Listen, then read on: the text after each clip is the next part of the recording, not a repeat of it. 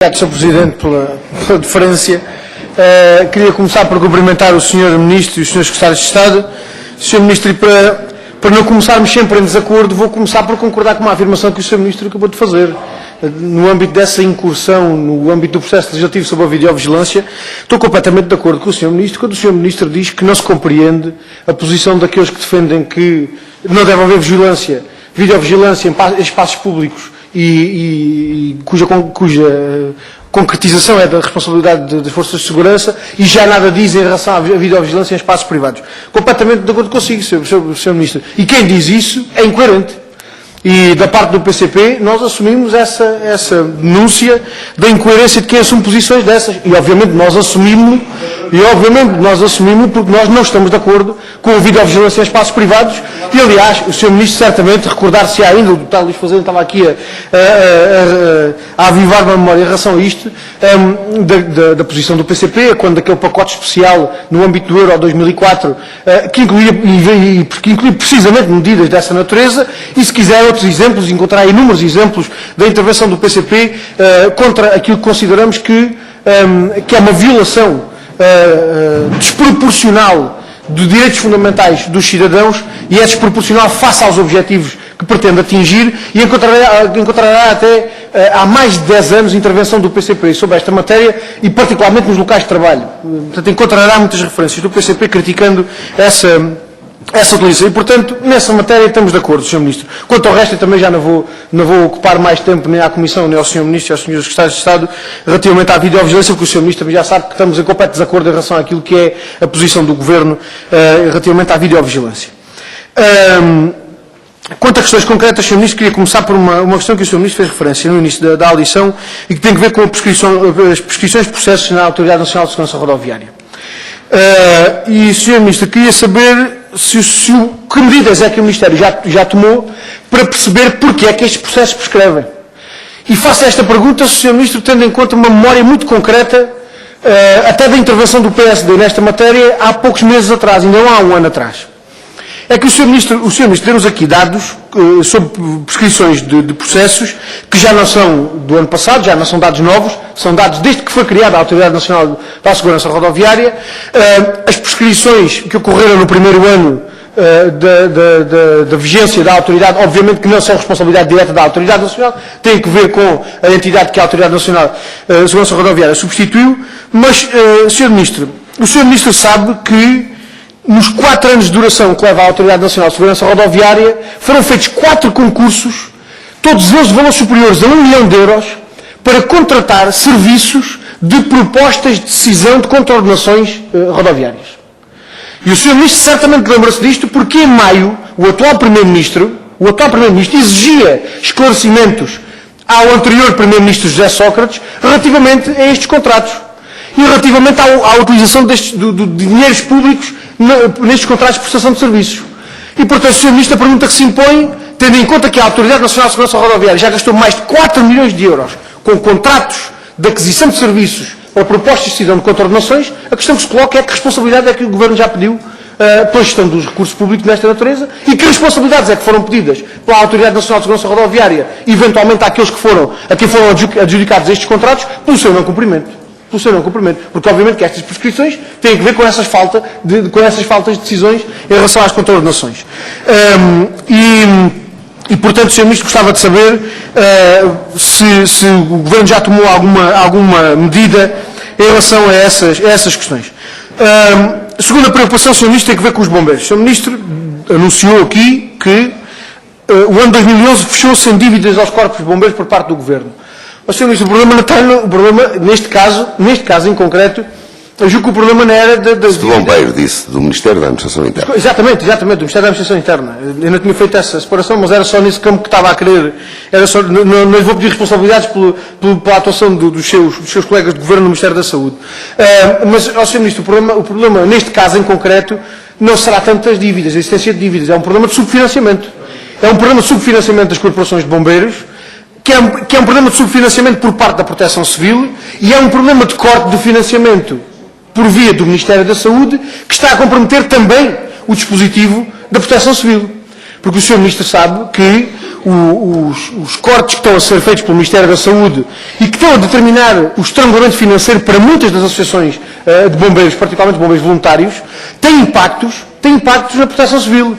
Porque aqueles bombeiros que conduzem as ambulâncias de transporte de doentes, transportes esses que deixam de ser financiados pelo Ministério da Saúde, e cortes esses que podem pôr em causa a manutenção dos postos de trabalho dos bombeiros profissionais, que também são bombeiros voluntários nas horas vagas, são exatamente os mesmos bombeiros que depois acorrem aos eventos de proteção civil, tenham eles que ver com situações de inundações, de focos florestais, de acidentes rodoviários, do que quer que seja. E, portanto, se as corporações de bombeiros voluntários continuarem a ser estranguladas financeiramente, se as corporações de bombeiros voluntários se virem em risco de ter que despedir bombeiros, como já aconteceu em alguns casos, já dirigi algumas perguntas ao seu Ministério a propósito da Corporação de Bombeiros Voluntários de Mourão, que se viu obrigada a despedir 7 funcionários. Mas se isto continuar a acontecer, e a situação é generalizada por todo o país, Sr. Ministro, eu poderia dar aqui relatos de Mourão, a Évora, ao Porto, às associações de bombeiros do Porto, com os quais o meu camarada Jorge Machado teve a oportunidade de ter um contacto muito recente, e onde foram transmitidas dificuldades gravíssimas que podem pôr mesmo em causa, na área do Porto, o funcionamento das corporações de bombeiros. Esta situação de cortes por via do Ministério da Saúde afeta também o dispositivo dos bombeiros, afeta a proteção civil. E, obviamente, que deste ponto de vista há um claro subfinanciamento daquilo também que são as responsabilidades do âmbito da proteção civil assumidas pelas corporações de bombeiros. E, portanto, a questão que aqui se coloca é se vai ou não haver alterações relativamente ao financiamento das corporações de bombeiros por parte do Governo, e deixava-lhe esta pergunta, Sr. Ministro, até em confronto com uma outra realidade. É que o financiamento que o Governo garante às associações de bombeiros, comparado com o financiamento da estrutura de comando sob responsabilidade da Autoridade Nacional de Proteção Civil, é obviamente desproporcional, Sr. Ministro. E, portanto, corremos o risco de ter estruturas de comando sem dispositivo operacional para comandar se as associações de bombeiros se virem efetivamente estranguladas do ponto de vista financeiro. Uma terceira preocupação, Sr. Ministro, tem que ver com a empresa de meios aéreos. O Sr. Ministro já aqui fez referência ao processo de extinção da empresa dos meios aéreos, já disse que aquilo que vai acontecer é o lançamento de um concurso internacional para a privatização da operação dos meios aéreos que se manterão públicos. E o Sr. Ministro disse também que tinha sido feito um estudo e tinham sido identificadas vantagens na partilha da gestão e na partilha de meios e de gestão com o Ministério da Saúde em relação aos meios aéreos. E a pergunta que eu lhe coloco, Sr. Ministro, é porque é que estas vantagens têm que implicar a privatização da operação dos meios aéreos?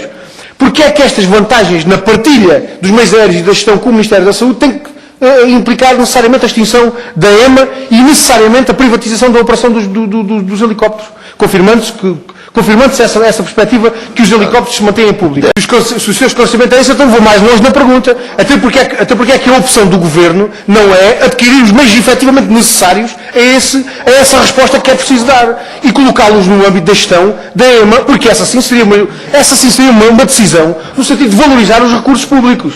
Ó, Sr. Ministro, porque privatizar a operação de helicópteros que hoje são da responsabilidade de uma empresa pública, na nossa perspectiva não é boa decisão. Não é boa decisão, Sr. Ministro. Por colocar todos os serviços de proteção e todos os serviços aéreos de proteção e socorro nas mãos de uma empresa privada não é boa solução.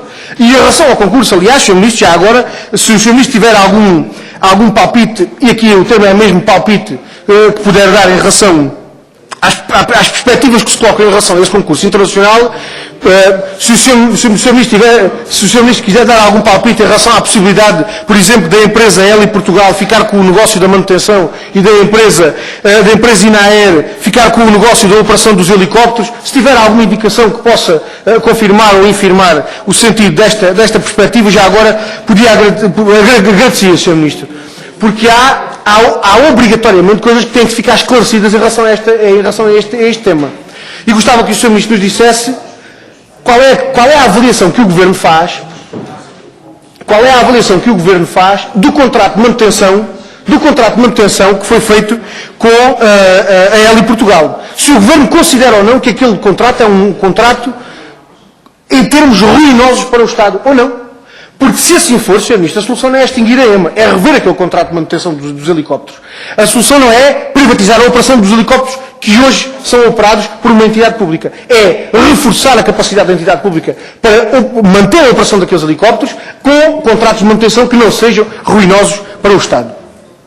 Quarta preocupação, Sr. Ministro, já aqui foi relativamente referida, aliás, o Sr. Deputado Hugo Veloso já fez esta pergunta, portanto, o Sr. Ministro já deu alguma resposta que me permite aprofundar mais a questão, e tem que ver com as alterações na estrutura da PSP. As alterações na estrutura da PSP e que o Sr. Ministro classificou como alterações que pretendem garantir maior operacionalidade à PSP. Gostava de saber, Sr. Ministro, se algumas dessas alterações em relação à estrutura da PSP se articulam com estas medidas que o Sr. Ministro referiu, que vão ser adotadas para dar resposta à criminalidade grave e violenta. E já agora, Sr. Ministro, queria deixar-lhe esta sugestão. Compreendendo que haja aspectos operacionais que obviamente não devem ser revelados, obviamente que essas medidas têm também um efeito preventivo em relação à criminalidade. E, portanto, a perspectiva de poder criar alguma capacidade de prevenção da prática criminal, eu julgo que também deve ser tida em conta como uma preocupação em relação à coordenação das forças de segurança. E, portanto, gostava de colocar essa questão, que perspectiva é que o Governo tem, não só do ponto de vista do combate à criminalidade, mas sobretudo também do ponto de vista da privatização, que perspectiva é que o Governo tem de medidas nesse âmbito. Procurando terminar este conjunto de perguntas, Sr. Ministro, muito rapidamente, em relação à lei de instalações e equipamentos das forças de segurança, o Sr. Ministro sabe que foi aprovada ainda no mandato do anterior Governo uma proposta de lei de programação de investimentos das forças de segurança, que previa um investimento de 400 milhões de euros em 4 anos, terminando em 2012, dos quais não foram cumpridos nem metade.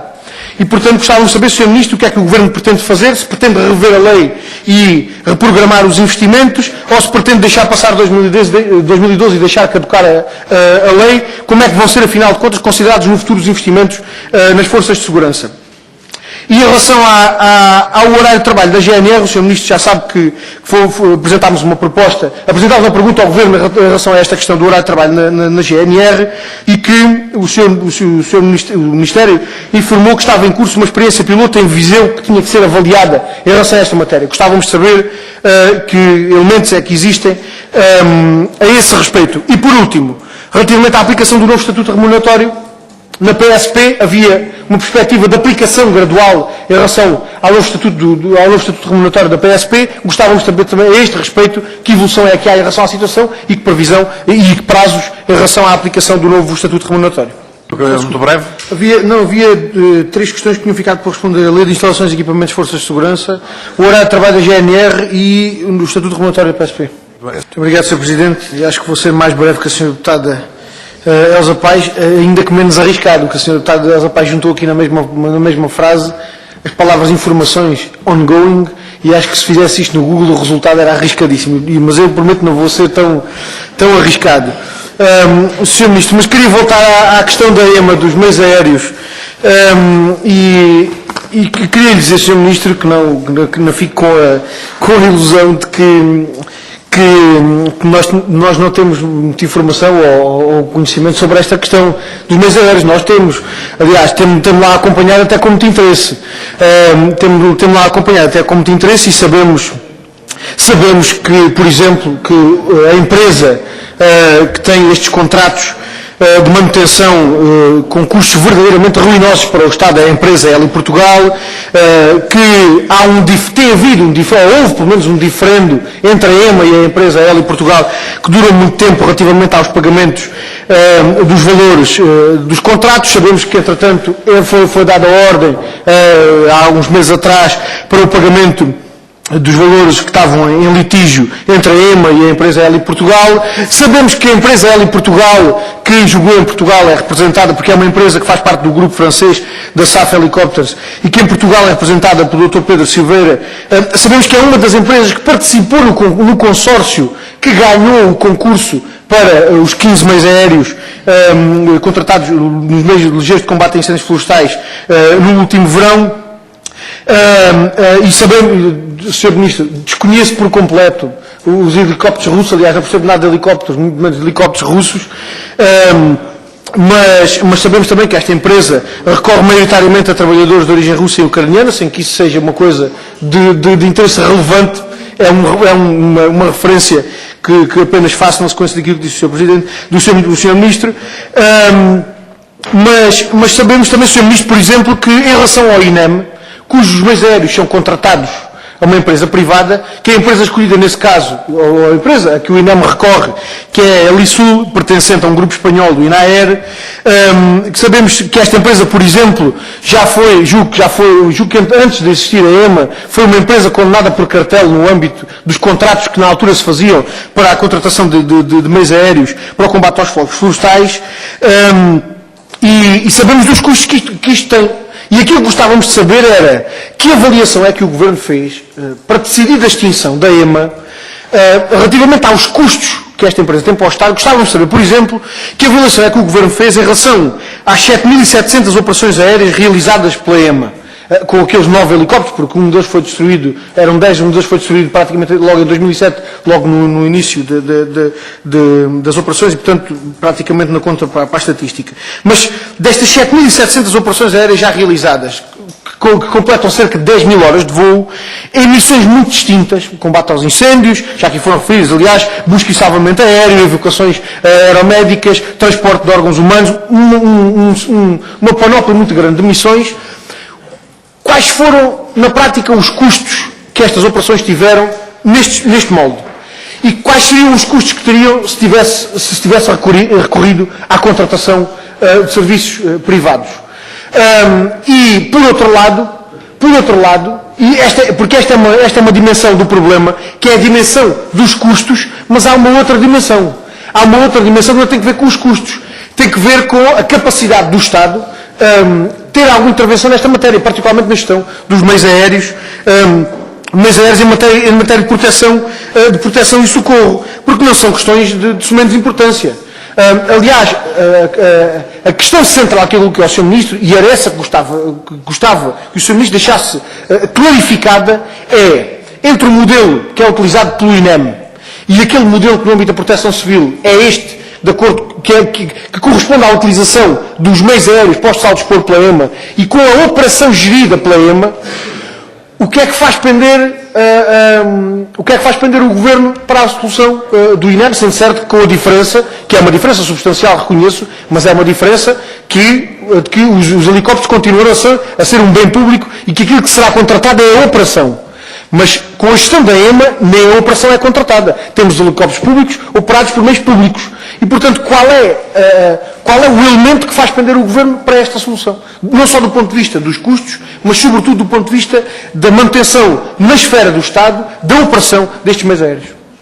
Obviamente, também com o que isso implica em termos de manutenção ou não dos postos de trabalho, de manutenção ou não da capacidade de manutenção ou não daquela capacidade já instalada hoje na EMA.